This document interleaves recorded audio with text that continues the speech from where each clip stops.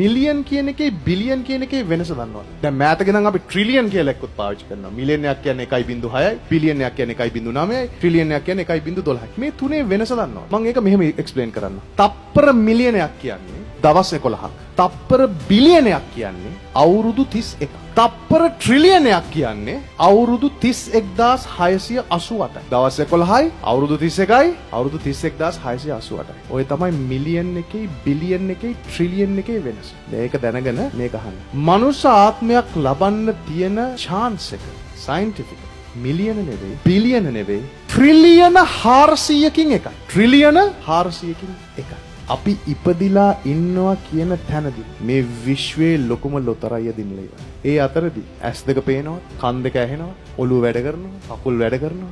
ඒ ප්‍රතිශතය ඊටත් අඩුයි. ඒ විතරක් නෙවෙයි. අපිට ඉපදෙන්න තිබ්බ අවුරුදු 200කට උඩදී, 500කට උඩදී, 1000කට උඩදී. මේ ලෝකේ ගොඩක් වෙනස්. ඊට අවුරුදු 200කට උඩදී අපි ඉපදුනාට කොච්චර සල්ලි තිබ්බා කිව්වත්, මොන දේවල් තියෙනවා කිව්වත්, අද මේ සාමාන්‍ය කෙනෙක්ට තියෙන පහසුකම් ඒ කාලේ හිටපු ධනවත්ම කෙනාටවත් නෑ. 1886 පළවෙනියට කාල් බෙන්ස් වාහනයක් නිෂ්පාදනය.